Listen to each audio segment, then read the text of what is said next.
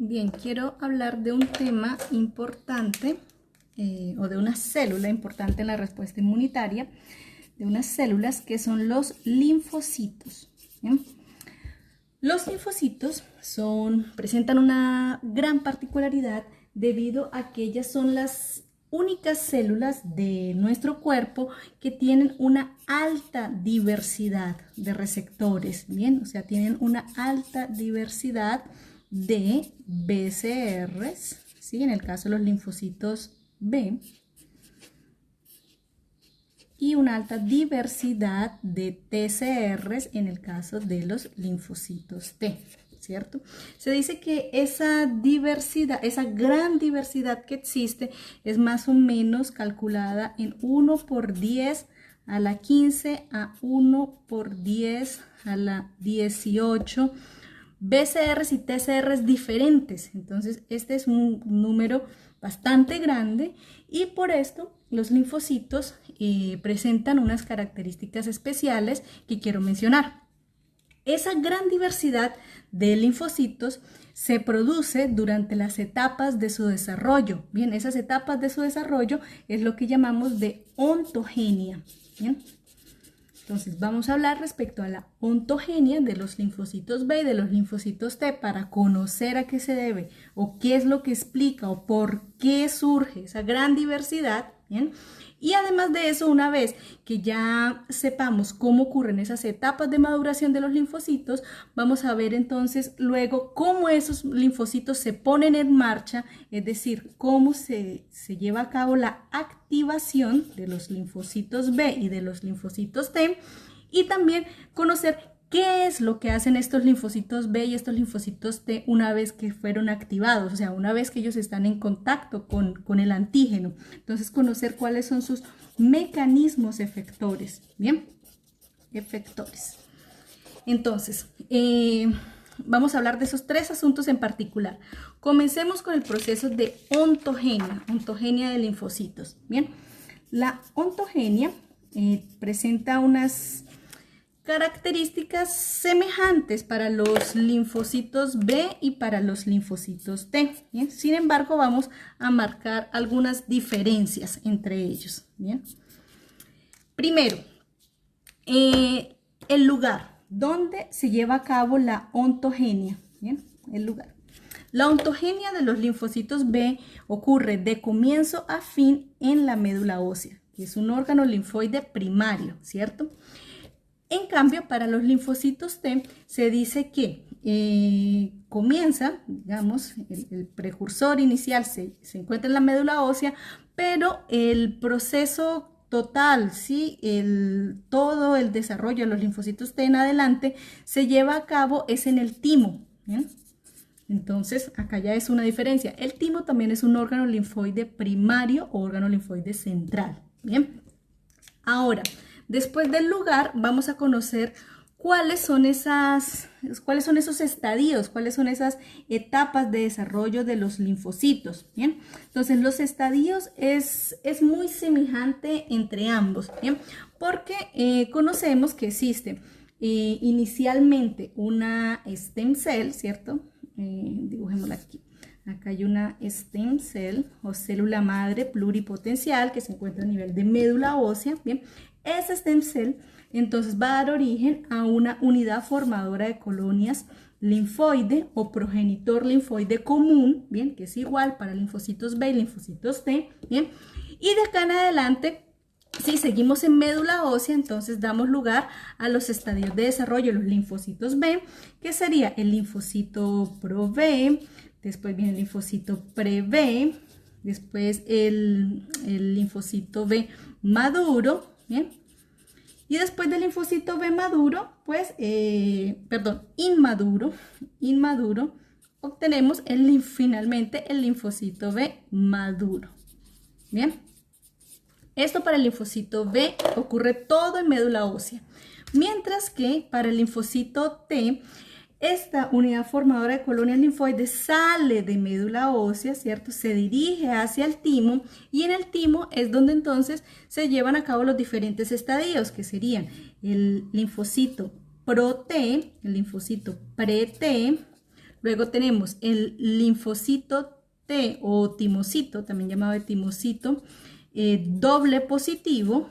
Bien, y después de ese timocito doble positivo tenemos entonces al linfocito T simple positivo o linfocito T maduro, que puede ser linfocito T CD4 o linfocito T CD8. Bien, entonces en el estadio Pro-B y Pro-T para ambos, ¿qué es lo que ocurre?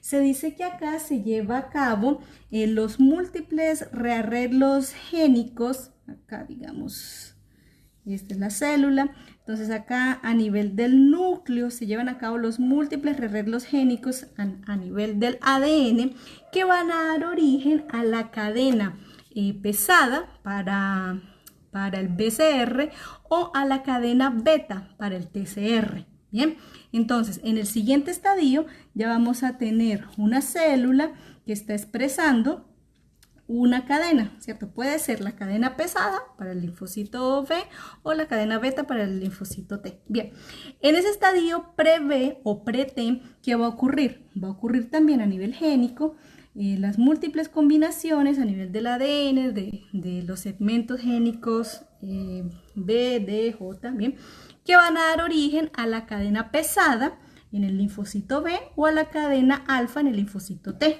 Bien, así que finalmente acá, cuando obtenemos un linfocito B inmaduro o un timocito doble positivo, tenemos una célula en general, tenemos aquí una célula que posee ya su receptor, digamos, si este fuese el linfocito B o el linfocito T. Bien, en ambos casos, digamos, ya el receptor está completo, ya el BCR y el TCR está completo. Esta célula inmadura, ¿sí? Esta célula inmadura va a ser sometida ahora al famoso proceso de tolerancia central. Bien, esa tolerancia central, sabemos entonces que se lleva a cabo a nivel de médula ósea para el linfocito B y a nivel del timo para el linfocito T. Bien, ¿en qué consiste ese proceso de tolerancia central? Acá los linfocitos inmaduros que ya tienen su receptor, ¿sí? Su BCR o su TCR completo, ellos son sometidos a una educación o a una educación. A ellos se les enseña a reconocer a las células propias, bien, para que identifiquen a las células propias y no las ataquen. De esa forma, el receptor del linfocito B y linfocito T aprende a diferenciar lo propio de lo no propio. ¿Para qué? Para solamente atacar a lo no propio. Bien, ¿cómo se lleva a cabo entonces ese proceso de tolerancia central a nivel de la médula ósea para el linfocito B? Hablamos que en el linfocito B, en ese proceso de selección, el linfocito B, vamos a tener aquí, tenemos acá el linfocito B con su BCR, ¿cierto? Linfocito B inmaduro. Y acá entonces vamos a tener una célula de la médula ósea.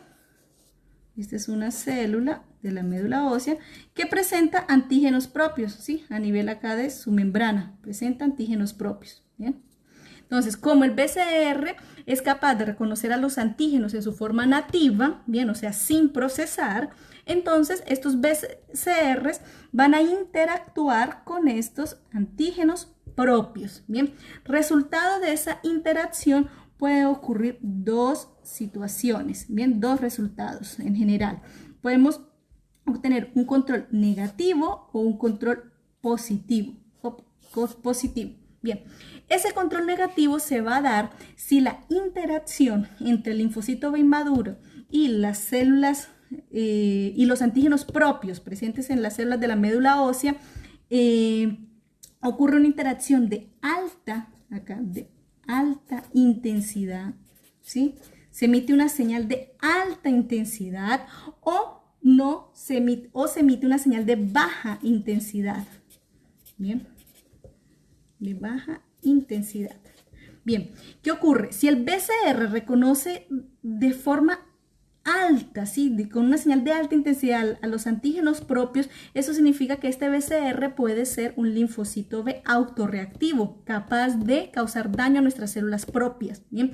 Lo mismo, si la señal es de baja intensidad, también significa que posiblemente ese linfocito B puede ser un potencial linfocito B autorreactivo. Entonces, esos linfocitos B sufren un control negativo, es decir, ellos no avanzan en el proceso de maduración, en el proceso de tolerancia central a nivel de la médula ósea.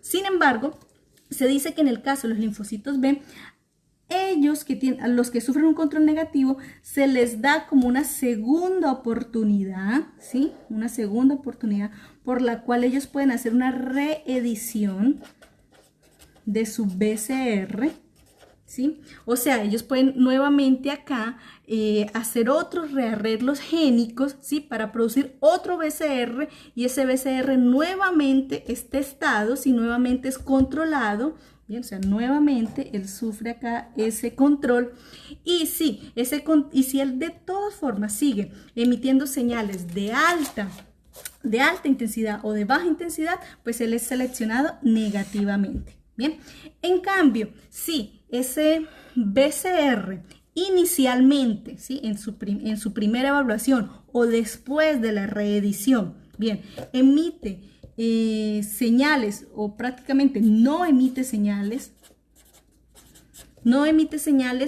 en contra de los antígenos propios que están presentes en las células de la médula ósea, entonces ese estado de no señal es lo que favorece un control positivo de esos linfocitos B inmaduros. Entonces, ese control positivo, cuando ellos sufren un control positivo, bien, esos linfocitos B inmaduros acá avanzan su estadio de maduración. Se dice que ellos ganan acá, se les une una inmunoglobulina D y se convierten en un linfocito B maduro. Bien, esto para el linfocito B. Ahora, para el linfocito T, ¿qué es lo que ocurre? Entonces, vamos a tener un timocito, ¿cierto? Doble positivo, eso significa que es un timocito que tiene acá su TCR, cadena beta, cadena alfa, y que además tiene CD4 y además tiene CD8. Bien, él entonces va a ser expuesto ¿a quiénes? A la célula presentadora de antígeno a nivel del timo, que son las células epiteliales tímicas, bien, les van a presentar a través de moléculas de clase 1 o a través de moléculas de clase 2, ¿sí? Antígenos propios, ¿bien? Entonces, si esa interacción acá entre el TCR y el CD y el clúster de diferenciación se lleva a cabo, sí puede ser acá. Bueno, sabemos que el CD4 va a interaccionar con el clúster 2 y el CD8 con el clúster 1. Bien, resultado de esa interacción, ¿qué puede ocurrir? Puede ocurrir un control negativo o puede ocurrir un control positivo. ¿Qué pasa? Aquellos TCRs que emitan una señal de alta intensidad, ¿cierto? O aquellos TCRs que no emitan señal frente a los antígenos propios van a ser seleccionados negativamente. ¿Por qué? Una señal de alta intensidad significa que ese TCR puede reconocer antígenos propios y atacarlos. Entonces puede ser un linfocito T autorreactivo, ¿cierto? Por eso sufre un control negativo. O si ese TCR no emite señal, significa que ese es un TCR inútil o que es un TCR incapaz, bien, porque no sirve para reconocer antígenos, bien, porque es necesario que por lo menos él sea capaz, o sea, debe existir un reconocimiento, solo que a partir de ese reconocimiento, él tampoco puede generar una señal de alta intensidad, porque esto hace que sea seleccionado negativamente en el timo. Entonces, esos timocitos dobles positivos no avanzan en su estado de maduración y ellos, a diferencia de los linfocitos B, ellos no tienen esa segunda chance o esa segunda oportunidad de reeditar su receptor. Bien, esa reedición del BCR es solo para los linfocitos B. Bien. Otra situación puede ser entonces que ese TCR emita una señal de baja intensidad. Esa señal de baja intensidad significa que ese TCR es capaz de reconocer antígenos presentados a través de células presentadoras de antígeno, que en este caso es la célula epitelial tímica, ¿bien? Solo que esa señal que emite es baja. ¿Por qué? Porque él se da cuenta que ese antígeno que le están presentando es propio. Entonces, esa señal baja pues no va a ser suficiente para activarlo, porque él sabe que no puede activarse frente a moléculas propias. Entonces, esas señales de baja intensidad son las que permiten que los timocitos avancen en su estado de maduración. Entonces, al avanzar significa que sufren un control positivo. Y resultado de ese control positivo, si ese linfocito T reconoció antígenos propios a través de moléculas del complejo mayor de histocompatibilidad de clase 2, pues él será un CD4 maduro, o si ese reconocimiento acá de baja intensidad fue a través de moléculas de clase 1, entonces él se va a convertir en un linfocito T CD8 maduro. Bien, de esa forma obtenemos linfocitos B y linfocitos T maduros, o sea, con un receptor, con una gran diversidad de receptores que además sean tolerantes porque fueron sometidos a los mecanismos de control de tolerancia central, y además de eso son receptores útiles, son receptores funcionales. Bien, ahora algo importante para mencionar respecto a esos receptores es que mencionamos la palabra diversidad. Entonces muchas veces preguntan ¿a qué se debe, no? La gran diversidad o el gran repertorio, cuando dicen diversidad, o el gran repertorio de BCRs y TCRs, o sea, de linfocitos B y de linfocitos T con receptores diferentes, ¿sí? Con 10 a la 15 o 10 a la 18 receptores diferentes. Bien, esa gran diversidad se debe a, primero, esto es válido para ambos, ¿sí? Lo que voy a mencionar, esta diversidad es válida para ambos. Primero, el primer mecanismo responsable de la gran diversidad se debe a la existencia de múltiples segmentos génicos BDJ, o sea, múltiples segmentos génicos BDJ, ¿sí? Que son los que van a codificar, recuerden, para la región variable de la cadena pesada, de la cadena lineal. Bien, ahora, además de, sobre todo, de estos múltiples segmentos génicos, hay una mayor disponibilidad, sobre todo, de múltiples segmentos génicos B. Entonces, los segmentos génicos B son los principales responsables de esa gran diversidad o de ese gran repertorio. Bien, después de eso, otro mecanismo que explica esa gran diversidad es las múltiples uniones, o sea, las múltiples uniones de segmentos génicos,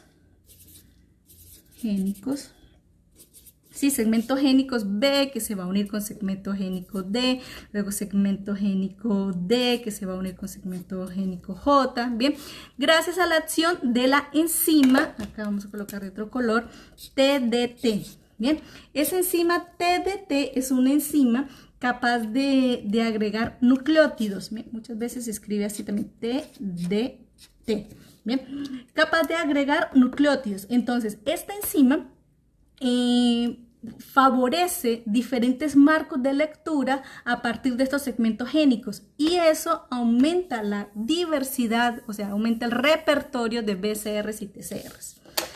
Otra explicación para la gran diversidad se debe a las múltiples combinaciones entre los segmentos génicos BDJ, ¿sí? que son la región variable de la cadena pesada para el BCR, o BDJ de la cadena beta para el TCR, y la región variable BJ de la cadena liviana para el BCR, o de la cadena alfa para el TCR. O sea, las múltiples combinaciones de las regiones variables, ya es a lo que me estoy refiriendo, variables. Bien, otra explicación a la diversidad se debe a las diferentes agrupaciones de cadenas. Entonces, ¿cómo es?